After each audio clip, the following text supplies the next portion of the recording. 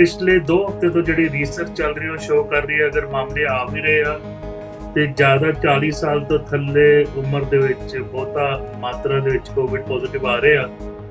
ਜਦੋਂ ਕੋਵਿਡ ਦਾ ਜ਼ੋਰ ਬਹੁਤ ਭਾਰੀ ਸੀ ਮਾਰਚ ਅਪ੍ਰੈਲ 'ਚ, ਉਦੋਂ 4 ਤੋਂ 5% ਲੋਕੀ ਆਈਸੀਯੂ 'ਚ ਦਾਖਲ ਹੁੰਦੇ ਸੀ, ਕਰੀਬਨ 15% ਹਸਪੀਟਲ ਦੇ ਵਿੱਚ ਜਿਨ੍ਹਾਂ ਨੂੰ ਆਕਸੀਜਨ ਜਾਂ ਹੋਰ ਇਲਾਜ ਕਰਨਾ ਪੈਂਦਾ ਸੀ। ਚਲੋ ਤਾਂ ਇੱਕ ਤਾਂ ਨੰਬਰ ਘਟੇ, ਦੂਜਾ ਇਹ ਸ਼ਿਫਟ ਹੋਇਆ ਵੀ ਬਜ਼ੁਰਗਾਂ ਦੇ ਵਿੱਚੋਂ ਜਿਹੜਾ ਯੂਥ ਆ ਜਾਂ ਯੰਗ ਐਡਲਟਸ ਆ 40 ਸਾਲ ਤੋਂ ਥੱਲੇ ਉਹਨਾਂ 'ਚ ਜ਼ਿਆਦਾ ਦੇਖ ਰਹੇ ਆ। ਤੀਜਾ ਵੀ ਉਹਨਾਂ ਨੂੰ ਕੰਪਲਿਕੇਸ਼ਨਸ ਘੱਟ ਆ ਰਿਹਾ, ਹਸਪੀਟਲ ਜਾਣ ਦੀ ਲੋੜ ਘੱਟ ਪੈ ਰਹੀ ਆ, ਆਈਸੀਯੂ ਦੀ ਲੋੜ ਘੱਟ ਪੈ ਰਹੀ ਆ, ਵੈਂਟੀਲੇਟਰ ਦੀ ਲੋੜ ਘੱਟ ਪੈ ਰਹੀ ਆ, ਜਿਹੜੇ ਅਸੀਂ ਪਹਿਲਾਂ ਵੀ ਕਹਿ ਰਹੇ ਸੀ ਵੀ ਵੱਧਦੇ ਜਾ ਰਹੇ ਲਗਾਤਾਰ। ਔਰ ਉਹ ਵੀ ਦੇਖ ਰਹੇ ਆ ਵੀ ਜ਼ਿਆਦਾ ਇਹ ਜਵਾਨ ਤਬਕਾ ਔਰ ਯੂਥ ਵਿੱਚ ਜ਼ਿਆਦਾ ਪਾਏ ਜਾ ਰਹੇ ਔਰ ਹਸਪੀਟਲ ਵਿਜ਼ਿਟ ਉਹਨਾਂ ਦੀ ਵੀ ਘੱਟ ਆ, ਲੇਕਿਨ ਕਿਉਂਕਿ ਪ੍ਰੋਪੋਰਸ਼ਨ ਜ਼ਿਆਦਾ ਆਇਆ ਇਸ ਲਈ ਹਸਪੀਟਲ ਵਿਜ਼ਿਟ ਉਸ ਹਿਸਾਬ ਦੇ ਨਾਲ ਵਧੀਆ। ਰੈਮਡੇਸਿਵਿਰ ਇੱਕੋ ਇੱਕ ਦਵਾਈ ਆ ਜਿਹਦੀ ਰਿਸਰਚ ਥੋੜੀ ਬਹੁਤ ਫੇਵਰੇਬਲ ਲੱਗਦੀ ਆ ਕੋਵਿਡ ਤੇ, ਕਿਉਂਕਿ ਜਦੋਂ ਇਹ ਵਾਇਰਸ ਸਾਡੇ ਸੈੱਲ ਦੇ ਵਿੱਚ ਜਾ ਕੇ ਰੈਪਲੀਕੇਟ ਹੁੰਦਾ ਵੀ ਆਪਣੀ ਹੋਰ ਵਾਇਰਸ ਜਿਹੜਾ ਹੈਗਾ ਉਹਦੀ ਕਾਪੀਆਂ ਬਣਾਉਂਦਾ। ਜਿੱਦਾਂ ਆਪਾਂ ਫੋਟੋ ਕਾਪੀਅਰ ਕਰਦੇ ਆ, 10 ਕਾਪੀਆਂ ਬਣਾ ਲਿੱਤੀਆਂ, 20 ਬਣਾ ਲਿੱਤੀਆਂ, ਉਹਦਾ ਵਾਇਰਸ ਵੀ ਆਪਣੇ ਆਪ ਨੂੰ ਰੈਪਲੀਕੇਟ ਕਰਦਾ। ਸੋ ਰੈਮਡੇਸਿਵਿਰ ਜਿਹੜੀ ਉਹਦੀ ਇੱਕ ਐਂਜ਼ਾਈਮ ਹੁੰਦੀ ਆ, ਉਹਨੂੰ ਜਿਹੜਾ 1 ਤੋਂ 2, 2 ਤੋਂ 4, 4 ਤੋਂ 16 ਕਰਦੀ ਆ, ਉਹਨੂੰ ਥੋੜੀ ਬਹੁਤ ਬਲੌਕ ਕਰਨ 'ਚ ਸਹਾਈ ਹੁੰਦੀ ਆ। ਉਹਦੇ ਕਰਕੇ ਵਾਇਰਸ ਦਾ ਲੋਡ ਘਟ ਸਕਦਾ, ਉਹਦੇ ਕਰਕੇ ਜਿਹੜਾ 15 ਦਿਨ ਦਾ ਡਿਊਰੇਸ਼ਨ ਆ ਉਹ ਘਟਾ ਕੇ 11 ਦਿਨ 'ਚ ਆ ਸਕਦਾ। ਅਗਰ ਕੋਈ ਜ਼ਿਆਦਾ ਸਿੱਕ ਆ ਉਹ ਮੋਡਰੇਟ 'ਚ ਆ ਸਕਦਾ, ਮੋਡਰੇਟ ਵਾਲਾ ਮਾਈਲਡ 'ਚ ਆ ਸਕਦਾ, ਜਿਹਨੂੰ ਆਕਸੀਜਨ ਲੱਗਾ ਉਹਦਾ ਆਕਸੀਜਨ ਛੇਤੀ ਲੈ ਸਕਦਾ, ਥੋੜੀ ਬਹੁਤ ਮੌਤ ਦੀ ਦਰ ਵੀ ਘਟਾਉਂਦਾ। ਪ੍ਰੋਗਰਾਮ ਦੇ ਅਗਲੇ ਹਿੱਸੇ ਵਿੱਚ ਡਾਕਟਰ ਪ੍ਰਗਟ ਸਿੰਘ ਭੁਰਜੀ ਸਾਡੇ ਨਾਲ ਨੇ। ਉਹਨਾਂ ਦੇ ਨਾਲ ਅਸੀਂ ਜਿੱਥੇ ਪਹਿਲਾਂ ਕੋਵਿਡ-19 ਬਾਰੇ ਅਪਡੇਟ ਕਰਨੀ ਹੈ, ਉਹਦੇ ਤੋਂ ਬਾਅਦ ਸਾਡੀ ਡਾਈਜੈਸਟਿਵ ਸਿਸਟਮ ਬਾਰੇ ਬਹੁਤ ਸਾਰੇ ਜਿਹੜੇ ਸਵਾਲ ਸੀਗੇ ਔਰ ਉਹ ਅਸੀਂ ਉਹਨਾਂ ਨਾਲ ਪੁੱਛਣਾ। ਔਰ ਇੱਕ ਤੁਹਾਡਾ ਸਵਾਲ ਜਿਹੜਾ ਸੀਗਾ ਕਿ ਜਿਹੜੀ ਬਵਾਸੀਰ ਆ ਇਹ ਕੀ ਹੁੰਦੀ ਆ, ਇਹਦਾ ਕੋਈ ਡਾਈਜੈਸ਼ਨ ਨਾਲ ਸੰਬੰਧ ਹੁੰਦਾ ਜਾਂ ਇਹ ਕੋਈ ਹੋਰ ਬਿਮਾਰੀ ਆ ਜਾਂ ਡਾਈਜੈਸਟਿਵ ਸਿਸਟਮ ਦੇ ਜਿਹੜਾ ਸਾਡੀ ਪਾਚਨ ਪ੍ਰਣਾਲੀ ਆ ਉਹਦੇ ਇੱਕ ਹਿੱਸੇ ਦੀ ਇਹ ਸਮੱਸਿਆ ਹੈ, ਉਹਦੇ ਬਾਰੇ ਵੀ ਥੋੜ੍ਹੀ ਬਹੁਤੀ ਗੱਲਬਾਤ ਉਹਨਾਂ ਦੇ ਨਾਲ ਕਰਾਂਗੇ। ਡਾਕਟਰ ਪ੍ਰਗਟ ਸਿੰਘ ਭੁਰਜੀ ਸਾਡੇ ਨਾਲ ਨੇ, ਉਹਨਾਂ ਦੇ ਨਾਲ ਗੱਲਬਾਤ ਕਰਦੇ ਹਾਂ। ਡਾਕਟਰ ਸਾਹਿਬ ਬਹੁਤ ਬਹੁਤ ਸਵਾਗਤ ਹੈ ਜੀ ਆਇਆਂ ਨੂੰ। ਬਹੁਤ ਬਹੁਤ ਧੰਨਵਾਦ ਜਸਕਰਨ ਤੇ ਸਾਰੇ ਦੇਖਣ ਵਾਲਿਆਂ ਨੂੰ ਪਿਆਰ ਭਰੀ ਸਤਿ ਸ੍ਰੀ ਅਕਾਲ, ਨਮਸਤੇ, ਸਲਾਮ ਵਾਲੇਕੁਮ, ਵਾਹਿਗੁਰੂ ਜੀ ਕਾ ਖਾਲਸਾ, ਵਾਹਿਗੁਰੂ ਜੀ ਕੀ ਫਤਿਹ। ਵਾਹਿਗੁਰੂ ਜੀ ਫਤਿਹ ਜੀ। ਡਾਕਟਰ ਸਾਹਿਬ ਕੀ ਅਪਡੇਟ ਆ ਕੋਵਿਡ-19 ਦੀ ਜੀ? ਬਹੁਤ ਚੰਗੀ ਆ ਔਰ ਅੱਜ ਜਿਹੜਾ ਡੇਟਾ ਰਿਲੀਜ਼ ਹੋ ਰਿਹਾ ਆਲ ਓਵਰ ਕੈਨੇਡਾ, ਉਹ ਚੋਂ ਲੱਗ ਰਿਹਾ ਵੀ 260 ਦੇ ਲੱਗੇ ਹੀ ਨਵੇਂ ਮਾਮਲੇ ਆਏ ਆ। ਔਰ ਪਿਛਲੇ 2 ਹਫ਼ਤੇ ਤੋਂ ਜਿਹੜੀ ਰਿਸਰਚ ਚੱਲ ਰਹੀ ਉਹ ਸ਼ੋ ਕਰ ਰਹੀ ਹੈ ਅਗਰ ਮਾਮਲੇ ਆ ਵੀ ਰਹੇ ਆ ਤੇ ਜ਼ਿਆਦਾ 40 ਸਾਲ ਤੋਂ ਥੱਲੇ ਉਮਰ ਦੇ ਵਿੱਚ ਬਹੁਤਾ ਮਾਤਰਾ ਦੇ ਵਿੱਚ ਕੋਵਿਡ ਪੋਜ਼ਿਟਿਵ ਆ ਰਹੇ ਆ। ਜਦੋਂ ਕੋਵਿਡ ਦਾ ਜ਼ੋਰ ਬਹੁਤ ਭਾਰੀ ਸੀ ਮਾਰਚ ਅਪ੍ਰੈਲ 'ਚ, ਉਦੋਂ 4 ਤੋਂ 5% ਲੋਕੀ ਆਈਸੀਯੂ 'ਚ ਦਾਖਲ ਹੁੰਦੇ ਸੀ, ਕਰੀਬਨ 15% ਹਸਪੀਟਲ ਦੇ ਵਿੱਚ ਜਿਨ੍ਹਾਂ ਨੂੰ ਆਕਸੀਜਨ ਜਾਂ ਹੋਰ ਇਲਾਜ ਕਰਨਾ ਪੈਂਦਾ ਸੀ। ਲੇਕਿਨ ਇਸ ਵੇਲੇ ਆਪਾਂ ਪਿਛਲੇ 2 ਹਫ਼ਤੇ ਤੋਂ ਦੇਖ ਰਹੇ ਹਾਂ ਵੀ ਕਰੀਬਨ 8-10% ਹੀ ਲੋਕਾਂ ਨੂੰ ਹਸਪੀਟਲ ਜਾਣ ਦੀ ਲੋੜ ਪੈ ਰਹੀ ਉਸ ਗਰੁੱਪ 'ਚੋਂ, ਔਰ ਸਿਰਫ 2% ਆਈਸੀਯੂ 'ਚ ਜਾ ਰਹੇ ਆ। ਇਹਦਾ ਕਹਿਣ ਦਾ ਮਨੋਰਥ ਇਹ ਆ ਵੀ ਪਹਿਲਾਂ ਤਾਂ ਇੱਕ ਤਾਂ ਨੰਬਰ ਘਟੇ, ਦੂਜਾ ਇਹ ਸ਼ਿਫਟ ਹੋਇਆ ਵੀ ਬਜ਼ੁਰਗਾਂ ਦੇ ਵਿੱਚੋਂ ਜਿਹੜਾ ਯੂਥ ਆ ਜਾਂ ਯੰਗ ਐਡਲਟਸ ਆ 40 ਸਾਲ ਤੋਂ ਥੱਲੇ ਉਹਨਾਂ 'ਚ ਜ਼ਿਆਦਾ ਦੇਖ ਰਹੇ ਆ। ਤੀਜਾ ਵੀ ਉਹਨਾਂ ਨੂੰ ਕੰਪਲਿਕੇਸ਼ਨਸ ਘੱਟ ਆ ਰਿਹਾ, ਹਸਪੀਟਲ ਜਾਣ ਦੀ ਲੋੜ ਘੱਟ ਪੈ ਰਹੀ ਆ, ਆਈਸੀਯੂ ਦੀ ਲੋੜ ਘੱਟ ਪੈ ਰਹੀ ਆ, ਵੈਂਟੀਲੇਟਰ ਦੀ ਲੋੜ ਘੱਟ ਪੈ ਰਹੀ ਆ। ਕੱਲ 50,000 ਤੋਂ ਜ਼ਿਆਦਾ ਮਾਮਲੇ ਅਮਰੀਕਾ 'ਚ ਆਏ, ਜਿਹੜੇ ਅਸੀਂ ਪਹਿਲਾਂ ਵੀ ਕਹਿ ਰਹੇ ਸੀ ਵੀ ਵੱਧਦੇ ਜਾ ਰਹੇ ਲਗਾਤਾਰ।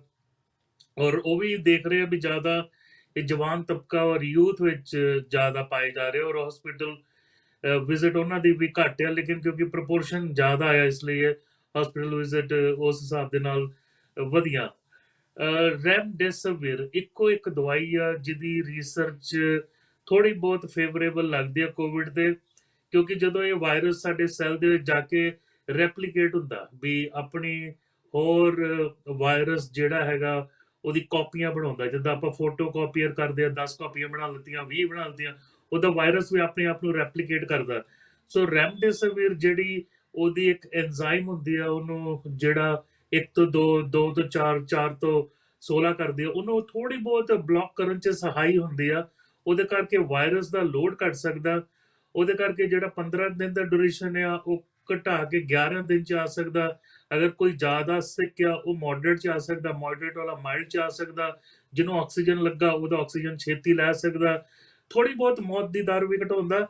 ਸੋ ਅਮਰੀਕਾ ਨੇ ਰੈਮਡਿਸਿਵਿਰ ਇਹਦੇ ਸਾਰੇ ਸਟਾਕ ਧਰਤੀ ਦੇ ਉੱਤੇ ਜਿੱਥੇ ਵੀ ਹੈਗੇ ਸੀ ਸਾਰੇ ਬਾਏ ਕਰ ਲਿੱਤੇ ਆ, ਕਿਉਂਕਿ ਇੱਕੋ ਇੱਕ ਦਵਾਈ ਹੈ ਜਿਹੜੀ ਥੋੜੀ ਬਹੁਤ ਅਸਰਦਾਰ ਸਾਬਿਤ ਹੁੰਦੀ ਆ। ਲੇਕਿਨ ਇੱਕ ਵਿਅਕਤੀ ਦੇ ਉੱਤੇ ਇਸ ਟ੍ਰੀਟਮੈਂਟ ਦੇ ਉੱਤੇ $2,340 ਦਾ ਖਰਚ ਹੁੰਦਾ ਮੇਰੇ ਹਿਸਾਬ ਦੇ ਨਾਲ, ਕਰੀਬਨ 3000 ਕੈਨੇਡੀਅਨ ਡਾਲਰ।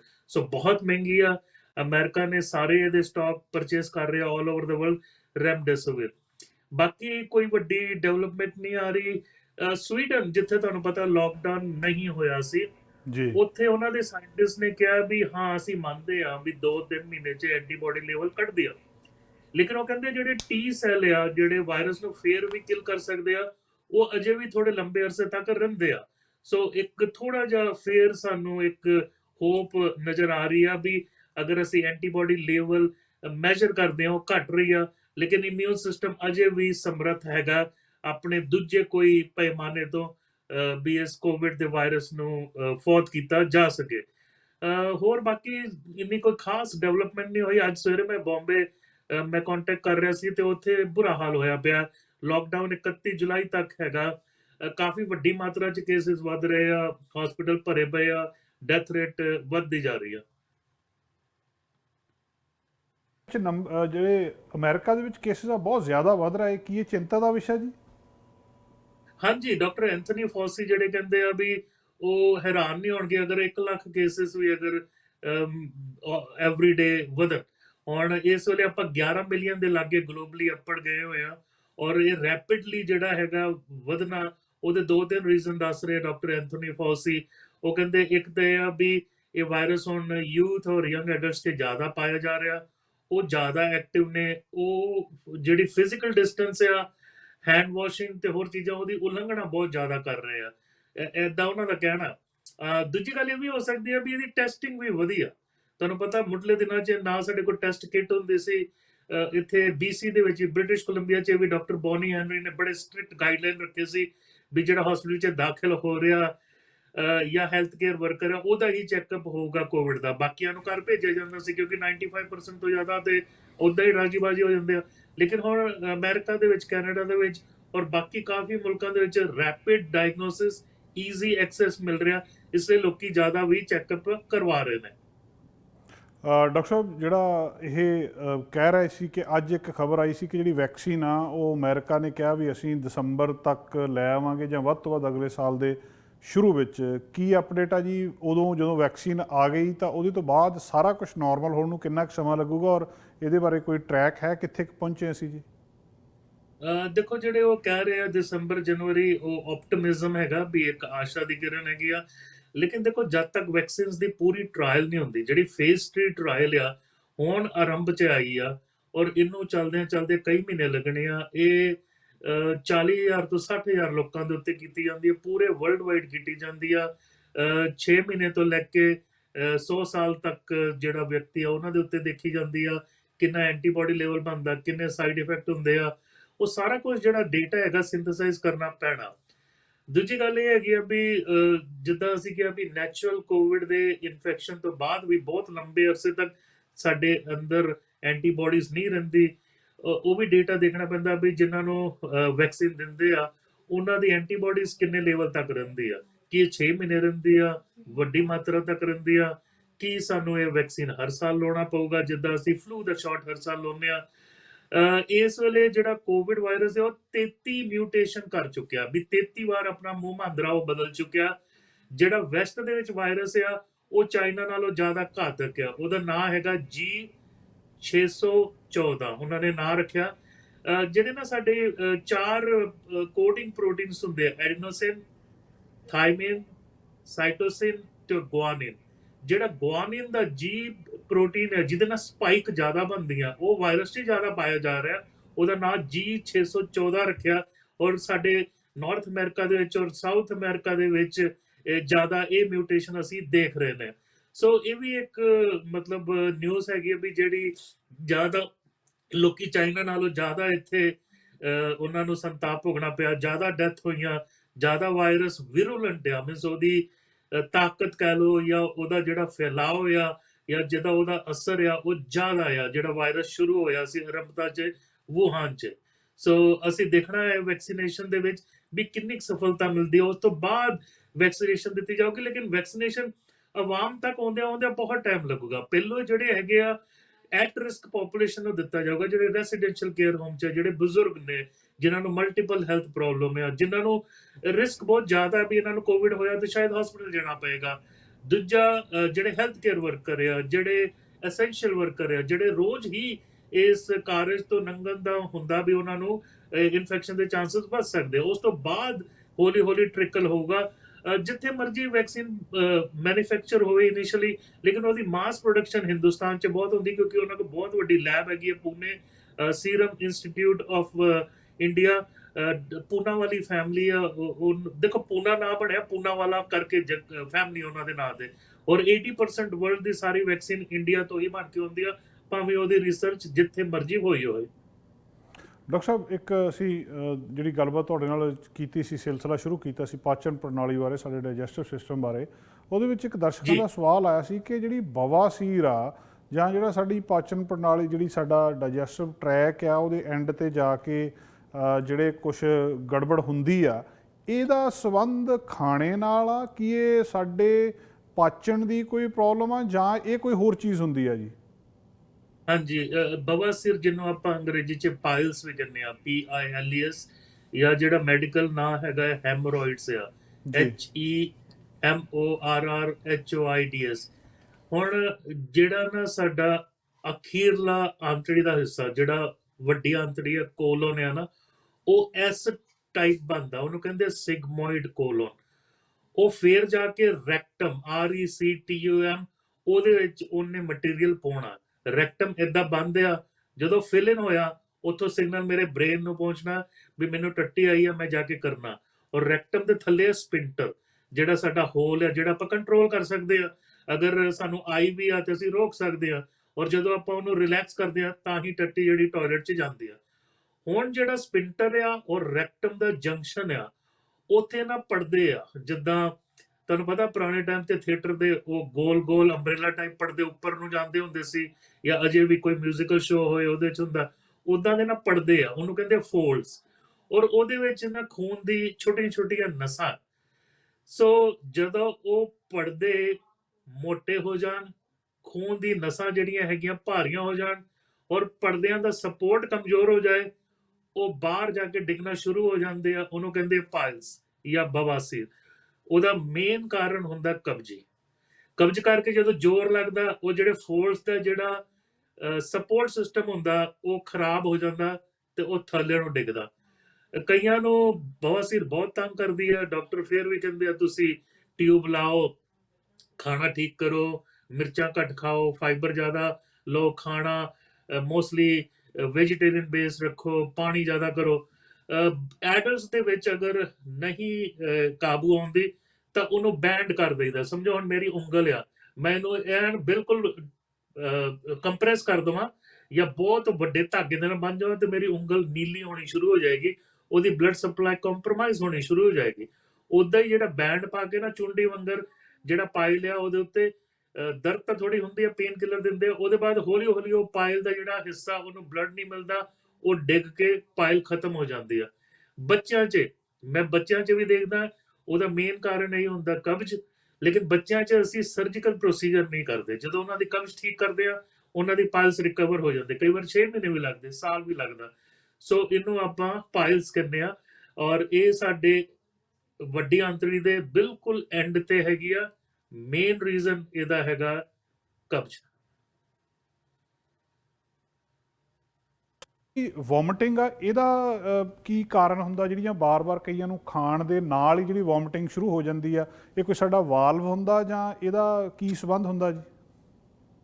ਹਾਂ, ਮੈਂ ਜਦੋਂ ਦੱਸਿਆ ਸੀ ਮੂੰਹ ਆ, ਖਾਣੇ ਦੇ ਨਾਲ ਹੀ ਆ, ਉਹਦੇ ਬਾਅਦ ਜਦੋਂ ਮਿਹਦਾ ਸ਼ੁਰੂ ਹੁੰਦਾ ਉੱਥੇ ਇੱਕ ਵਾਲਵ ਹੈ, ਉਹਨੂੰ ਕਹਿੰਦੇ ਕਾਰਡੀਅਕ ਸਪਿੰਟਰ, CARDIAC ਸਪਿੰਟਰ ਉਹਦਾ ਨਾਂ ਅੰਗਰੇਜ਼ੀ 'ਚ ਰੱਖਿਆ। ਸੋ ਸਮਝੋ ਤੁਸੀਂ ਔਰ ਮੈਂ ਖਾਣਾ ਖਾਧਾ, ਅਸੀਂ ਰੱਜ ਗਏ, ਜੀ ਉਹਦੇ ਬਾਅਦ ਹੁਣ ਮੈਂ ਸਿਰ ਥੱਲੇ ਲੱਤਾਂ ਉੱਤੇ ਕਰਾਂ, ਕੁਝ ਆਊਗਾ ਨਹੀਂ ਮੂੰਹ 'ਚ, ਕਿਉਂਕਿ ਵਾਲਵ ਆ ਉਹਨੇ ਬੰਦ ਕਰਕੇ ਸਮਾਨ ਜਿਹੜਾ ਹੈਗਾ ਉਹ ਥੱਲੇ ਨੂੰ ਹੀ ਜਾਊਗਾ, ਉੱਪਰ ਨੂੰ ਨਹੀਂ ਆਊਗਾ। ਜੀ ਜਦੋਂ ਉਹ ਵਾਲਵ ਲੂਸ ਹੋਇਆ ਤਾਂ ਸਮਾਨ ਉੱਤੇ ਨੂੰ ਆਊਗਾ। ਬੱਚਿਆਂ 'ਚ ਸਮਝੋ 40 100 ਬੱਚੇ ਪੈਦਾ ਹੋਏ ਆ ਨਵੇਂ, 40 ਦੇ ਵਿੱਚ ਉਹ ਰੀਫਲਕਸ ਹੁੰਦਾ, ਥੋੜਾ ਬਹੁਤ ਦੁੱਧ ਬਾਹਰ ਹੁੰਦਾ। ਅਗਰ ਬਹੁਤ ਜ਼ਿਆਦਾ ਬਾਹਰ ਆਏ ਤਾਂ ਫਿਰ ਉਹਦਾ ਇਲਾਜ ਕਰਨਾ ਪੈਂਦਾ।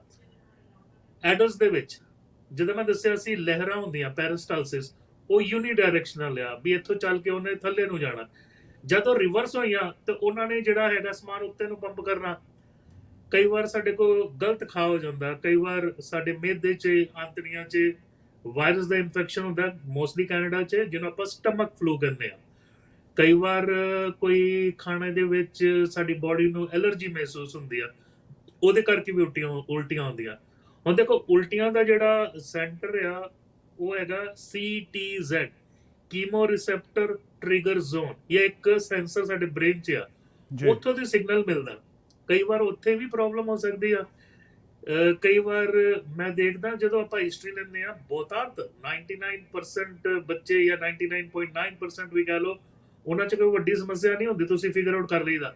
ਲੇਕਿਨ ਉੱਕਾ ਪੁੱਕਾ ਬ੍ਰੇਨ ਦੇ ਨਾਲ ਵੀ ਸੰਬੰਧ ਕਰਕੇ ਵੋਮਿਟਿੰਗ ਹੋ ਸਕਦੀ ਆ, ਤੁਹਾਡੇ ਹਾਰਟ ਇਸ਼ੂ ਕਰਕੇ ਵੀ ਵੋਮਿਟਿੰਗ ਹੋ ਸਕਦੀ, ਕੰਨ ਦੇ ਵਿੱਚ ਇਨਫੈਕਸ਼ਨ ਕਰਕੇ ਵੀ ਹੋ ਸਕਦੀ ਆ। ਕਿਉਂਕਿ ਇਹ ਜਿਹੜੀ ਨਰਵਸ ਆ, ਜਦੋਂ ਅਸੀਂ ਮਾਤਾ ਦੇ ਗਰਭ ਦੇ ਵਿੱਚ ਪਰਪ ਰਹੇ ਸੀ, ਉਹਨਾਂ ਦਾ ਐਮਬ੍ਰੀਓਲੋਜੀਕਲ ਸਿਗਨਲ ਸੇਮ ਲੱਗਦਾ। ਜਦੋਂ ਹੁਣ ਤੁਸੀਂ ਦੇਖੋ ਜਦੋਂ ਅਪੈਂਡਿਕਸ ਦੀ ਦਰਦ ਹੁੰਦੀ ਆ, ਪਹਿਲੋਂ ਪੇਨ ਧੁੰਨੀ ਦੇ ਲੱਗੇ ਹੋਊਗਾ, ਹੌਲੀ ਹੌਲੀ ਸ਼ਿਫਟ ਹੋ ਕੇ ਰਾਈਟ ਲੋਅਰ ਪਾਸੇ ਜਾਊਗਾ, ਕਿਉਂਕਿ ਸਾਡੀ ਜਿਹੜੀ ਧੁੰਨੀ ਦੇ ਜਿਹੜੇ ਨਰਵਸ ਆ ਹੋਰ ਅਪੈਂਡਿਕਸ ਦੇ ਇੱਕੋ ਜਗ੍ਹਾ ਤੋਂ ਓਰੀਜਨੇਟ ਹੋਇਆ ਜਦੋਂ ਅਸੀਂ ਮਾਤਾ ਦੇ ਗਰਭ 'ਚ ਸੀ। ਸੋ ਇਹ ਜਿਹੜੀ ਬੋਡੀ ਦੀ ਜਿਹੜੀ ਫੰਕਸ਼ਨਿੰਗ ਕਿਰਿਆ, ਇਹ ਬੜੀ ਸਿੰਪਲ ਵੀ ਹੈ ਔਰ ਬੜੀ ਲੌਜੀਕਲ ਵੀ ਹੈ ਔਰ ਬੜੀ ਸਟ੍ਰੇਟ ਫਾਰਵਰਡ ਹੈ, ਅਗਰ ਤੁਸੀਂ ਉਹਨੂੰ ਪੂਰੀ ਤਰ੍ਹਾਂ ਸਮਝ ਲਓ। ਸੋ ਵੋਮਿਟਿੰਗ ਅਗਰ ਬਾਰ-ਬਾਰ ਹੁੰਦੀ ਆ ਤੇ ਉਹਦੀ ਇਵੈਲੂਏਸ਼ਨ ਕਰਾਉਣੀ ਚਾਹੀਦੀ ਆ। ਉੱਕਾ ਪੁੱਕਾ ਬੱਚਿਆਂ ਨੂੰ, ਨਿੱਕਿਆਂ ਨੂੰ ਸਾਲ 'ਚ ਇੱਕ ਅੱਧੀ ਵਾਰੀ ਵੋਮਿਟਿੰਗ ਹੋ ਜਾਂਦੀ, ਉਹ ਬਹੁਤਾ ਕਰਕੇ ਸਟਮਕ ਫਲੂ ਕਰਕੇ ਹੁੰਦੀ ਆ। ਐਡਲਟ ਨੂੰ ਹੋ ਰਹੀ ਆ ਬਹੁਤਾ ਕਰਕੇ ਰੀਫਲਕਸ ਕਰਕੇ ਹੋ ਰਹੀ ਆ, ਜਾਂ ਕੁਝ ਉਹਨਾਂ ਦੇ ਖਾਣੇ 'ਚ ਗਲਤੀ ਆ। ਰੇਅਰਲੀ ਅਗਰ ਸਮਝੋ ਉਹਨਾਂ ਦਾ weight ਘਟ ਰਿਹਾ, ਉਹਨਾਂ ਦੀ ਵੋਮਿਟਿੰਗ ਬਹੁਤ ਵੱਧ ਰਹੀ ਆ, ਤਾਂ ਬ੍ਰੇਨ ਦਾ ਵੀ ਇੱਕ ਕਾਰਨ ਹੋ ਸਕਦਾ। ਜਦੋਂ ਕੁਝ ਲੋਕ ਖਾਣਾ ਖਾਂਦੇ ਆ, ਉਹ ਖਾਣਾ ਖਾਣ ਸਾਰ ਹੀ ਉਹਨਾਂ ਨੂੰ ਟਾਇਲਟ ਜਾਣਾ ਪੈਂਦਾ, ਇਹਦਾ ਕੀ ਕਾਰਨ ਹੁੰਦਾ ਤੇ ਜੀ ਕਿੰਨੀ ਵਾਰੀ ਜਾਣਾ ਠੀਕ ਹੁੰਦਾ? ਇੱਕ ਵਾਰੀ, ਦੋ ਵਾਰੀ, ਜਾਂ ਇਹਦਾ ਕੋਈ ਫਿਕਸ ਪੈਟਰਨ ਹੁੰਦਾ ਤੰਦਰੁਸਤ ਬੰਦੇ ਦਾ? ਕੋਈ ਨਹੀਂ ਫਿਕਸ ਪੈਟਰਨ ਹੈਗਾ। ਅੱਜ ਜੇ ਮੈਂ ਸਵੇਰੇ ਬੱਚਾ ਦੇਖਿਆ, ਉਹ ਮਾਂ ਦਾ ਦੁੱਧ ਪੀ ਰਿਹਾ, 7 ਦਿਨ ਬਾਅਦ ਉਹ ਜਾ ਰਿਹਾ ਬੇਬੀ ਟਾਇਲਟ ਕਰਨ। ਦੇਖੋ ਕਬਜ਼ ਉਹਨੂੰ ਕਹਿੰਦੇ ਆ ਵੀ ਟਾਇਲਟ ਤੁਹਾਡੀ ਹਾਰਡ ਆ, ਕਰਨ 'ਚ ਔਖਿਆਈ ਹੈ। ਜ਼ਰੂਰੀ ਨਹੀਂ ਵੀ ਰੋਜ਼ ਕਰਨੇ, ਦਿਨ 'ਚ 3 ਵਾਰੀ ਵੀ ਕਰ ਸਕਦਾ, ਕੋਈ ਤੀਜੇ ਚੌਥੇ ਦਿਨ ਵੀ ਕਰ ਸਕਦਾ। ਇਹ ਕੋਈ ਫਿਕਸ ਪੈਟਰਨ ਨਹੀਂ ਹੈ। ਹਾਂ, ਹੁਣ ਜਦੋਂ ਵੀ ਮਟੀਰੀਅਲ ਸਾਡੇ ਮਿਹਦੇ 'ਚ ਪੈਂਦਾ, ਜੀ ਉਦੋਂ ਇੱਕ ਨਰਵ ਹੈਗੀ ਆ, ਉਹ ਸਿਗਨਲ ਦਿੰਦੀ ਆ ਵੱਡੀ ਆਂਤਰੀ ਨੂੰ ਵੀ ਉੱਤੋਂ ਸਮਾਨ ਆ ਰਿਹਾ, ਤੂੰ ਥੱਲੇ ਸਮਾਨ ਖਾਲੀ ਕਰ। ਉਹਨੂੰ ਕਹਿੰਦੇ ਆ ਗੈਸਟ੍ਰੋਕੋਲਿਕ ਰੀਫਲੈਕਸ, GASTRO ਕੋਲਿਕ COLIC। ਔਰ ਬੱਚਿਆਂ 'ਚ ਤੁਸੀਂ ਦੇਖੋ, ਮਾਂ ਦੁੱਧ ਪਿਲਾਓਗੇ ਉਸ ਵੇਲੇ ਟੱਟੀ, ਮਾਂ ਦੁੱਧ ਪਿਲਾਓ ਉਸ ਵੇਲੇ ਟੱਟੀ। ਸੋ ਗੈਸਟ੍ਰੋਕੋਲਿਕ ਰਿਫਲੈਕਸ ਬਿਲਕੁਲ ਪ੍ਰਬੰਧ ਹੁੰਦੀ ਆ। ਹੌਲੀ ਹੌਲੀ ਗਟ ਮੈਚੂਰੇਸ਼ਨ 4 ਮਹੀਨੇ 'ਚ ਹੁੰਦਾ, ਹੌਲੀ ਹੌਲੀ ਉਹਨਾਂ ਦੀ ਡਿਊਰੇਸ਼ਨ ਘਟਦੀ ਜਾਂਦੀ ਆ। ਇੱਕ ਵਾਰੀ ਹੋ ਗਿਆ, ਕਈ ਵਾਰ 2-3 ਦਿਨ ਬਾਅਦ ਟੱਟੀ ਹੋ ਗਈ। ਹੁਣ ਐਡਲਟਸ ਦੇ ਵਿੱਚ ਵੀ ਅਗਰ ਉਹਨਾਂ ਦੀ ਸਿਹਤ ਠੀਕ ਆ, ਉਹਨਾਂ ਦਾ weight ਨਹੀਂ ਲੂਜ਼ ਹੋ ਰਿਹਾ, ਉਹਨਾਂ ਨੂੰ ਪੇਟ 'ਚ ਦਰਦ ਨਹੀਂ ਆ, ਤੇ ਕੋਈ ਵੱਡੀ ਇਹ ਨਿਆਮਤ ਜਾਂ ਫਿਕਰ ਵਾਲੀ ਗੱਲ ਨਹੀਂ ਆ। ਇੱਕ ਕੰਡੀਸ਼ਨ ਹੁੰਦੀ ਹੈ ਜਿਹਨੂੰ ਆਪਾਂ ਕਹਿੰਦੇ ਆ ਸੀਲੀਐਕ ਡਿਜ਼ੀਜ਼, CELIAC, ਜਿਹਨੂੰ ਆਪਾਂ ਗਲੂਟਨ ਦੀ ਵੀ ਪ੍ਰੋਬਲਮ ਕਹਿੰਦੇ ਆ। ਸਾਡੇ ਦੇਖੋ, ਅਸੀਂ ਬਹੁਤਾਤਰ ਪੰਜਾਬ ਤੋਂ ਆ, ਅਸੀਂ ਕਣਕ ਬਹੁਤ ਖਾਂਦੇ ਆ, ਰੋਟੀ ਖਾਣੀ ਆ, ਰੋਟੀ ਆਲਮੋਸਟ ਐਵਰੀ ਡੇ ਸਾਡਾ ਸਟੇਪਲ ਡਾਈਟ। ਕਣਕ ਦੇ ਵਿੱਚ ਗਲੂਟਨ ਹੁੰਦਾ, GLUTEN। ਕਈਆਂ ਨੂੰ ਗਲੂਟਨ ਤੋਂ ਐਲਰਜੀ ਆ, ਉਹਦੇ ਕਰਕੇ ਉਹਨਾਂ ਨੂੰ ਇਹ ਜਦੋਂ ਖਾਇਆ ਉਸ ਵੇਲੇ ਟੱਟੀ ਕਰਨ ਦੀ ਉਹਨਾਂ ਦੀ ਇੱਛਾ ਹੁੰਦੀ। ਲੇਕਿਨ ਬਹੁਤੇ ਸਾਰੇ ਲੋਕਾਂ ਦੇ ਵਿੱਚ weight ਇੰਨਾ ਨਹੀਂ ਵੱਧਦਾ, ਪੇਟ ਦਰਦ ਹੁੰਦਾ, ਥੋੜੀ ਬਹੁਤ ਕਬਜ਼ ਹੁੰਦੀ ਆ, ਲੇਕਿਨ ਉਹਨਾਂ ਦਾ ਹੀਮੋਗਲੋਬਿਨ ਲਹੂ ਵੀ ਘੱਟ ਹੁੰਦਾ, ਆਇਰਨ ਵੀ ਘੱਟ ਹੁੰਦਾ। ਤੇ ਇਹਦਾ ਬੜਾ ਸੌਖਾ ਟੈਸਟ ਹੈ ਵੀ ਅਗਰ ਫਿਊਚਰ 'ਚ ਤੁਸੀਂ ਜਾ ਕੇ ਤੁਹਾਡੀ ਪ੍ਰੋਬਲਮ ਨਹੀਂ ਹਟ ਰਹੀ, ਤੁਹਾਡਾ ਡਾਕਟਰ ਇੱਕ ਸਕਰੀਨਿੰਗ ਟੈਸਟ ਹੁੰਦਾ, ਉਹਨੂੰ ਕਹਿੰਦੇ TTG, ਟਿਸ਼ੂ ਟ੍ਰਾਂਸਗਲੂਟਾਮਿਨੇਸ। ਸੋ ਅਗਰ ਉਹ 12 ਤੋਂ ਉੱਤੇ ਆ ਤੇ ਸੰਭਾਵਨਾ ਹੈਗੀ ਆ ਵੀ ਸੀਲੀਅਕ ਡਿਜ਼ੀਜ਼ ਹੈਗੀ ਆ। ਅਗਰ 250 ਤੋਂ ਉੱਤੇ ਆ ਤਾਂ ਡੈਫੀਨਿਟਲੀ ਹੈਗੀ ਹੈ 97%। ਇਹ ਸਕਰੀਨਿੰਗ ਟੈਸਟ ਹੈ, ਉਸ ਤੋਂ ਬਾਅਦ ਤੁਹਾਨੂੰ ਡਾਕਟਰ ਦੱਸੂਗਾ ਵੀ ਕੀ ਕਰਨਾ। ਲੇਕਿਨ ਬਹੁਤਾਰ ਤੱਕ ਇਹ ਨੈਚੁਰਲ ਫਿਨੋਮਨਾ ਵੀ ਹੋ ਸਕਦਾ, ਜਿਹਨੂੰ ਆਪਾਂ ਗੈਸਟ੍ਰੋਕੋਲਿਕ ਰਿਫਲਕਸ ਕਹਿੰਦੇ ਆ। ਡਾਕਟਰ ਸਾਹਿਬ ਜਿਹੜੀ ਇਹ ਡਾਈਜੈਸ਼ਨ ਦੀ ਪ੍ਰੋਬਲਮ ਆ, ਐਸਿਡਿਟੀ ਆ ਖਾਸ ਤੌਰ ਤੇ, ਕਈ ਲੋਕ ਇਹ ਸਮਝਦੇ ਆ ਵੀ ਮੇਰੇ ਪੇਟ ਦੇ ਵਿੱਚ ਗੈਸ ਸੀ, ਉਹ ਗੈਸ ਮੇਰੇ ਦਿਮਾਗ ਨੂੰ ਚੜ ਗਈ, ਜਾਂ ਮੈਨੂੰ ਚੱਕਰ ਆ ਰਹੇ ਆ, ਜਾਂ ਮੈਨੂੰ ਐਂਗਜ਼ਾਇਟੀ ਜੀ ਫੀਲ ਹੋ ਰਹੀ ਆ। ਕਈ ਵਾਰੀ ਲੱਗਦਾ ਹੁੰਦਾ ਕਿ ਇਹ ਨਹੀਂ ਸਮਝ ਆਉਂਦਾ ਵੀ ਇਹ ਬਲੱਡ ਪ੍ਰੈਸ਼ਰ ਆ ਕਿ ਗੈਸ ਬਣੀ ਆ। ਇਹ ਗੈਸ ਦਾ ਕੋਈ ਬ੍ਰੇਨ ਦੇ ਨਾਲ ਸਿੱਧਾ ਸੰਬੰਧ ਹੁੰਦਾ ਡਾਕਟਰ ਸਾਹਿਬ? ਦੇਖੋ, ਕਾਫੀ ਲੋਕ ਏਦਾਂ ਕਹਿਣਗੇ ਵੀ ਸਾਨੂੰ ਏਦਾਂ ਫੀਲ ਹੁੰਦਾ ਜਦੋਂ ਤੁਸੀਂ ਡਿਸਕ੍ਰਾਈਬ ਕਰ ਰਹੇ ਹੋ, ਲੇਕਿਨ ਜਿਹੜਾ ਗੈਸ ਹੈਗਾ ਉਹ ਨੈਚੁਰਲੀ ਸਾਡੀ ਬੋਡੀ 'ਚ ਰੋਜ਼ ਬਣਦਾ, ਔਰ ਬਹੁਤਾਰ ਅਸੀਂ ਸਾਰੇ ਲੋਕ ਥੋੜਾ ਬਹੁਤ ਪੱਦ ਵੀ ਜਾਂ ਰਿਲੀਜ਼ ਵੀ ਕਰਦੇ ਆ, ਉਹ ਹੁੰਦਾ ਹਾਈਡਰੋਜਨ ਸਲਫਾਈਡ। ਹੁਣ ਜਿਹੜਾ ਮੇਨ ਕਲਪ੍ਰਿਟ ਗੈਸ ਬਣਾਉਂਦਾ ਸਾਡੇ ਪੰਜਾਬੀਆਂ ਦੀ ਡਾਈਟ 'ਚ, ਉਹ ਹੈਗਾ ਮਿਲਕ ਪ੍ਰੋਡਕਟ। ਉਹਦੇ ਨਾਲ ਬਹੁਤ ਜ਼ਿਆਦਾ ਗੈਸ ਬਣਦਾ। ਸੋ ਪਹਿਲੀ ਗੱਲ ਤੇ ਆਪਣਾ ਮਿਲਕ ਪ੍ਰੋਡਕਟ ਤੁਸੀਂ ਲਿਮਿਟ ਕਰੋ। ਦੂਜੀ ਗੱਲ, ਤੁਸੀਂ ਫਾਈਬਰ ਜ਼ਿਆਦਾ ਕਰੋ। ਜਿਹੜੀ ਵੀ ਚੀਜ਼ ਹੈ ਨਾ ਫਾਈਬਰ ਵਾਲੀ, ਉਹ ਗੈਸ ਨੂੰ ਐਬਜ਼ੌਰਬ ਕਰਦੀ ਆ। ਤੀਜੀ ਗੱਲ ਇਹ ਹੁੰਦੀ ਆ ਵੀ ਜਿਹੜਾ ਮੈਦਾ ਆ ਉਹਦੇ ਉੱਤੇ ਪੜਦਾ ਹੈਗਾ, ਜਿਹਨੂੰ ਡਾਇਫਰਾਮ ਕਹਿੰਦੇ ਆ। ਉਹ ਆਪਾਂ ਸਾਹ ਲਿੱਤਾ ਉੱਪਰ ਥੱਲੇ ਹੁੰਦਾ, ਤਾਂ ਹੀ ਫੇਫੜਿਆਂ ਦੇ ਵਿੱਚ ਹਵਾ ਅੰਦਰ ਬਾਹਰ ਜਾਂਦੀ ਆ। ਤੇ ਉਹ ਇਰੀਟੇਟ ਹੁੰਦਾ, ਕਈਆਂ ਨੂੰ ਫੀਲ ਹੁੰਦਾ ਵੀ ਸਾਡੇ ਬਰਨਿੰਗ ਹੋ ਰਹੀ ਹੈ, ਕਈਆਂ ਨੂੰ ਫੀਲ ਹੁੰਦਾ ਸਾਨੂੰ ਐਂਗਜ਼ਾਇਟੀ ਹੋ ਰਹੀ ਆ। ਉਹ ਡਾਇਫਰਾਮ ਦੇ ਇਰੀਟੇਸ਼ਨ ਦੇ ਨਾਲ ਹੁੰਦਾ। ਕਈ ਕਹਿੰਦੇ ਸਾਡੇ ਸਿਰ ਨੂੰ ਗੈਸ ਚੜ ਗਈ, ਉਹ ਉਹਨਾਂ ਦੀ ਆਪਣੀ ਪਰਸਨਲ ਫੀਲਿੰਗ ਆ, ਉਹ ਇੱਕ ਸਿੰਪਟਮ ਦੱਸਣਾ ਚਾਹੁੰਦੇ, ਲੇਕਿਨ ਉਹ ਗੈਸ ਕਰਕੇ ਨਹੀਂ ਹੁੰਦਾ। ਉਹਨਾਂ ਨੂੰ ਇਹ ਤਾਂ ਮਹਿਸੂਸ ਹੁੰਦਾ ਵੀ ਸਿਰ ਭਾਰੀ ਆ, ਲਾਈਟ ਆ, ਇਹਦੇ 'ਚ ਕੁਝ ਹੋਇਆ। ਹੋ ਸਕਦਾ ਉਹ ਬਲੱਡ ਪ੍ਰੈਸ਼ਰ ਦਾ ਵੀ ਇੱਕ ਲੱਛਣ ਹੋਵੇ, ਲੇਕਿਨ ਮੈਦੇ ਦੀ ਗੈਸ ਸਿਰ 'ਚ ਜਾ ਨਹੀਂ ਸਕਦੀ। ਏਦਾਂ ਦਾ ਕੋਈ ਸਿਸਟਮ ਨਹੀਂ ਆ, ਕੋਈ ਨਾੜੀ ਨਹੀਂ ਆ, ਕੋਈ ਉੱਥੋਂ ਦੀ ਉੱਥੇ ਜਾ ਨਹੀਂ ਸਕਦੀ। ਉਹ ਤੁਹਾਡੀ ਇੰਟੈਸਟਾਈਨ 'ਚ ਰਹੇਗੀ, ਜਾਂ ਤੁਸੀਂ ਡਕਾਰ ਮਾਰ ਲੋਗੇ ਵੱਧ ਤੋਂ ਵੱਧ, ਜਾਂ ਥੱਲੇ ਤੁਹਾਡੇ ਰਿਲੀਜ਼ ਹੋ ਜਾਓਗੇ। ਡਾਕਟਰ ਸਾਹਿਬ, ਇੱਕ ਆਮ ਤੌਰ ਤੇ ਕਹਿੰਦੇ ਆ, ਇੱਕ ਹੋਰ ਇਦਾਂ ਦੀ ਗੱਲਬਾਤ ਆ ਕਿ ਪਾਣੀ ਜਿਹੜਾ ਉਹ ਬੈਠ ਕੇ ਪੀਣਾ ਚਾਹੀਦਾ, ਜਾਂ ਸਿਆਣੇ ਕਹਿੰਦੇ ਖੜੇ ਹੋ ਕੇ ਨਹੀਂ ਪੀਣਾ ਚਾਹੀਦਾ। ਕਹਿੰਦੇ ਇਹ ਗੋਡਿਆਂ 'ਚ ਚਲਿਆ ਜਾਂਦਾ ਪਾਣੀ, ਗੋਡੇ ਤਾਂ ਦੁਖਦੇ ਆ। ਇਹ ਵੀ ਕੋਈ ਪੈਟਰਨ ਹੁੰਦਾ ਜੀ? ਬਿਲਕੁਲ ਰੋਂਗ ਧਾਰਨਾ ਵੀ ਪਾਣੀ ਗੋਡਿਆਂ 'ਚ ਕਿੱਦਾਂ ਚਲੇ ਜਾਊਗਾ ਬਹਿ ਕੇ ਪੀਣ ਨਾਲ, ਖੜੇ ਹੋ ਕੇ ਪੀਣ ਨਾਲ। ਦੇਖੋ, ਫਿਰ ਮੈਂ ਕਹਿ ਰਿਹਾ, ਇਹ ਜਿਹੜਾ ਸਿਸਟਮ ਹੈ ਇਹਦੇ 'ਚ ਕੋਈ ਲੀਕੇਜ ਨਹੀਂ ਹੈਗੀ। ਜਿਹੜਾ ਤੁਸੀਂ ਮੂੰਹ 'ਚ ਪਾਇਆ, ਉਹਨੇ ਮੈਦੇ 'ਚ ਜਾ ਕੇ, ਅੰਤ ਨੇ ਜਾ ਕੇ, ਉੱਥੋਂ ਜਿੰਨਾ ਕੁ ਪਾਣੀ ਬੋਡੀ ਨੇ ਐਬਜ਼ੌਰਬ ਕਰਨਾ ਕਰ ਲਿਆ। ਬਾਕੀ ਜਿਹੜਾ ਤੁਸੀਂ ਆਪਣੇ ਨੰਬਰ 2 ਜਾਂ ਸਟੂਲ ਜਾਂ ਟੱਟੀ ਦੇ ਰਾਹੀਂ ਬਾਹਰ ਤੁਸੀਂ ਐਕਸਕ੍ਰੀਟ ਕਰ ਦੇਣਾ। ਬਿਲਕੁਲ ਇਹ ਗਲਤ ਧਾਰਨਾ। ਇੱਕ ਨਾ ਇਹ ਫੀਲਿੰਗ ਹੁੰਦੀ ਹੈ ਲੋਕਾਂ ਦੀ, ਹਾਏ ਮੈਂ ਠੰਡਾ ਪਾਣੀ ਪੀ ਲਿਆ, ਮੇਰੇ ਗੋਡੇ ਜੁੜ ਗਏ, ਹਾਏ ਮੈਂ ਬਹਿ ਕੇ ਪੀ ਲਿਆ ਜਾਂ ਖੜੇ ਹੋ ਕੇ ਪੀ ਲਿਆ, ਉਹ ਚਲੇ ਗਏ। ਨਹੀਂ, ਇਹ ਸਾਰੀ ਧਾਰਨਾਵਾਂ ਬਣੀਆਂ, ਇਹਦਾ ਕੋਈ ਵੀ ਸਾਇੰਟੀਫਿਕ ਬੇਸਿਸ ਨਹੀਂ ਹੈਗਾ। ਗੋਡੇ ਦੁਖਣ ਦਾ ਮੇਨ ਕਾਰਨ ਬਜ਼ੁਰਗਾਂ 'ਚ ਹੁੰਦਾ ਵੀ ਜਿਹੜੀ ਸਾਡੀ ਹੱਡੀ ਹੁੰਦੀ ਹੈ ਨਾ, ਉਹਦੇ ਥੱਲੇ ਨਾ ਕਾਰਟਿਲੇਜ ਹੁੰਦਾ। ਜਿੱਦਾਂ ਸਾਡੇ ਟਾਇਰ ਹੈਗੇ ਆ, ਆਪਾਂ ਦੇਖੋ ਅਗਰ ਤੁਸੀਂ 1 ਲੱਖ ਕਿਲੋਮੀਟਰ ਗੱਡੀ ਚਲਾਈਏ, ਟਾਇਰ ਤੇ ਕੱਸਣੇ ਆ, ਨਵੇਂ ਟਾਇਰ ਤੁਹਾਨੂੰ ਪਾਉਣੇ ਪੈਣਗੇ। ਉਹ ਜਦੋਂ ਹੁਣ ਕਾਰਟਿਲੇਜ ਘਸ ਗਿਆ, ਜਿੱਦਾਂ ਹੁਣ ਦੂਜਾ ਮੈਂ ਸਮਝੋ ਐਗਜ਼ਾਮ ਦੇ ਤੌਰ ਤੇ, ਅਗਰ ਖੋਪਰਾ ਹੈਗਾ ਕੋਕੋਨਟ, ਤੁਸੀਂ ਤੋੜਿਆ, ਉਹ ਬਾਹਰੋਂ ਸ਼ੈਲ ਹੈਗਾ ਹਾਰਡ ਬਰਾਊਨ, ਲੇਕਿਨ ਅੰਦਰ ਗਿਰੀ ਜਿਹੜੀ ਹੈਗੀ ਸੌਫਟ ਆ, ਔਰ ਉਹ ਚਿੱਟੀ ਆ। ਸੇਮ ਥਿੰਗ, ਕਾਰਟਿਲੇਜ ਜਿਹੜਾ ਹੈਗਾ ਬਹੁਤ ਸੌਫਟ ਹੁੰਦਾ, ਥੋੜਾ ਮਤਲਬ ਕਹਿ ਲਓ ਵੀ ਜੈਲੀ ਟਾਈਪ ਆ, ਲੇਕਿਨ ਸੰਘਣਾ ਹੁੰਦਾ। ਉਹ ਇੱਕ ਦੂਜੇ ਨਾਲ ਰਬ ਹੁੰਦਾ, ਇਸ ਲਈ ਸਾਡੀ ਹੱਡੀਆਂ ਨਹੀਂ ਰਬ ਕਰਦੀਆਂ। ਜਦੋਂ ਕਾਰਟਿਲੇਜ ਖਰਾਬ ਹੋ ਜਾਏ, ਘਸ ਜਾਏ, ਫਿਰ ਹੱਡੀਆਂ ਰਬ ਕਰਦੀਆਂ ਤਾਂ ਗੋਡੇ ਦੁਖਦੇ ਆ। ਉਹਨੂੰ ਕਹਿੰਦੇ ਆਸਟੀਓ ਆਰਥਰਾਈਟਿਸ, ਵੀ ਜਿਹੜੀ ਉਮਰ ਕਰਕੇ ਪ੍ਰੋਬਲਮ ਪਈ। ਦੂਜੀ ਹੁੰਦੀ ਰੂਮੇਟੋਇਡ ਆਰਥਰਾਈਟਿਸ, ਜਿਹੜੀ ਹੈਗੀ ਆਟੋ ਇਮਿਊਨ। ਬੱਚੇ ਵੀ ਮੈਂ ਦੇਖਦਾ ਜਿਹੜੇ 2 ਸਾਲ ਦੇ, 5 ਸਾਲ ਦੇ, ਜਿਨ੍ਹਾਂ ਦੇ ਗੋਡੇ ਸੁੱਜ ਜਾਂਦੇ ਆ, ਤੁਰ ਨਹੀਂ ਸਕਦੇ, ਉਹ ਬੋਡੀ ਦਾ ਇਮਿਊਨ ਸਿਸਟਮ ਜਿਹੜਾ ਹੈਗਾ ਉੱਥੇ ਆ ਕੇ ਸੋਜ ਔਰ ਇਨਫਲੇਮੇਸ਼ਨ ਕਰ ਰਿਹਾ। ਸੋ ਇਹ 2 ਪ੍ਰਕਾਰ ਦੀ ਆਰਥਰਾਈਟਿਸ ਹੁੰਦੀ ਹੈ। ਜਿਹੜੇ ਬਜ਼ੁਰਗਾਂ ਦੇ ਵਿੱਚ ਗੋਡੇ ਖੜਦੇ ਆ ਜਾਂ ਗੋਡਿਆਂ 'ਚ ਦਰਦ ਆ, ਮੋਸਟਲੀ ਗੋਡੇ ਘਸ ਗਏ ਉਹਨਾਂ ਦੇ। ਉਹਦਾ ਸੈਪਰੇਟ ਪ੍ਰੋਗਰਾਮ ਕਿਸ ਦਿਨ ਕਰਾਂਗੇ, ਔਰ ਉਸਦਾ ਇਲਾਜ ਵੀ ਦੱਸਾਂਗੇ। ਡਾਕਟਰ ਸਾਹਿਬ, ਇੱਕ ਹੋਰ ਗੱਲ, ਕਈ ਲੋਕ ਕਹਿੰਦੇ ਜਿਵੇਂ ਮੰਨ ਲਓ ਉਹਨਾਂ ਨੇ ਪੀਜ਼ਾ ਖਾ ਲਿਆ, ਇੱਕ ਸਲਾਈਸ ਵੱਧ ਖਾ ਲਿਆ, ਉਹ ਕਈ ਵਾਰੀ ਅਕਸਰ ਗੱਲ ਕਰਦੇ, ਜਾਂ ਜਲੇਬੀਆਂ ਖਾ ਲਈਆਂ, ਪਕੌੜੇ ਖਾ ਲਏ, ਉਹ ਕਹਿੰਦੇ ਮੈਂ ਅੱਜ ਉਹ ਖਾ ਲਿਆ, ਮੇਰੇ ਦਿਲ ਦੇ ਉੱਤੇ ਬੈਠ ਗਿਆ, ਹਜੇ ਤੱਕ ਮੈਨੂੰ ਭਾਰਾ ਭਾਰਾ ਲੱਗੀ ਜਾਂਦਾ। ਇਹ ਦਿਲ ਦੇ ਉੱਤੇ ਵੀ ਬੈਠ ਜਾਂਦਾ ਖਾਧੀ ਚੀਜ਼ ਜੀ? ਇਹ ਫੀਲਿੰਗ ਅਗੇਨ ਹਰ ਇੱਕ ਨਾ, ਦੇਖੋ ਜਿਹੜੇ ਨਾ ਪੇਸ਼ੈਂਟ ਹੈ ਉਹ ਡਾਕਟਰ ਨਹੀਂ ਆ। ਉਹ ਜੋ ਉਹਨਾਂ ਨੂੰ ਮਹਿਸੂਸ ਹੋਏਗਾ, ਉਹਨਾਂ ਨੇ ਆਪਣੀ ਫੀਲਿੰਗ ਦੱਸਣੀ ਆ। ਹੁਣ ਇੱਥੇ ਸਾਡਾ ਹਾਰਟ ਹੈਗਾ, ਉਹਦੇ ਬਿਲਕੁਲ ਥੱਲੇ ਜਿਹੜਾ ਹੈਗਾ ਸਾਡਾ ਮੈਦਾ ਹੈਗਾ। ਹੁਣ ਮੈਦਾ ਜਿੱਦਾਂ ਹੁਣ ਐਕਸਟਰਾ ਪੀਸ ਖਾ ਲਿੱਤਾ ਪੀਜ਼ਾ ਦਾ, ਵੀ ਆਲਰੇਡੀ ਢਿੱਡ ਉਹਨਾਂ ਦਾ ਪੂਰਾ ਭਰਿਆ ਸੀ, ਹੋਰ ਤੁੰਨਿਆ ਗਿਆ। ਉਹਦੇ ਬਾਅਦ ਜਿਹੜਾ ਨਾ ਸਟਮਕ ਆ, ਉਹ ਥੋੜਾ ਆਫਰ ਜਾਂਦਾ ਕਿ ਉਹਨੇ ਆਪਣੇ ਸੈਕਰੀਸ਼ਨਸ ਵੀ ਪਾਉਣੇ ਆ। ਉਹ ਫਿਰ ਮੈਦਾ ਡਾਇਫਰਮ ਦੇ ਨਾਲ ਹਾਰਟ ਨੂੰ ਥੋੜਾ ਜਿਹਾ ਪੁਸ਼ ਕਰਦਾ, ਤਾਂ ਉਹਨਾਂ ਨੂੰ ਕਈ ਵਾਰ ਇਹੋ ਜਿਹੀ ਫੀਲਿੰਗ ਹੁੰਦੀ, ਹਾਏ ਮੇਰਾ ਜਿਹੜਾ ਹੈਗਾ ਹਾਰਟ ਆ ਜਾਂ ਮੇਰਾ ਦਿਲ ਆ, ਉਹ ਥੋੜਾ ਜਿਹਾ ਮੈਂ ਮਹਿਸੂਸ ਕਰ ਰਿਹਾ। ਐਕਚੁਅਲੀ ਉਹ ਉਹਨਾਂ ਦਾ ਸਟਮਕ ਜਿਹੜਾ ਹੈਗਾ ਜ਼ਿਆਦਾ ਡਿਸਟੈਂਟ ਹੋ ਗਿਆ ਹੋਇਆ ਫੂਡ ਜਾਂ ਗੈਸ ਕਰਕੇ। ਡਾਕਟਰ ਸਾਹਿਬ ਕਈ ਵਾਰੀ ਲੋਕ ਪਹਾੜਾਂ ਦੇ ਵਿੱਚ ਚਲੇ ਜਾਂਦੇ ਜਾਂ ਕਾਰ ਥੋੜੀ ਜੀ ਅਪ ਡਾਊਨ ਜਾਂਦੀ ਆ, ਉਹਨਾਂ ਨੂੰ ਉਲਟੀ ਆਉਣ ਦੀ ਫੀਲਿੰਗ ਹੋਣੀ ਸ਼ੁਰੂ ਹੋ ਜਾਂਦੀ ਆ। ਇਹਦਾ ਕੀ ਸੰਬੰਧ ਆ ਡਾਈਜੈਸਟਿਵ ਸਿਸਟਮ ਦੇ ਨਾਲ ਕਿਸੇ ਕਾਰ ਦੇ ਵਿੱਚ ਬੈਠਣ ਦਾ ਜਾਂ ਟਰੈਵਲ ਕਰਨ ਦਾ?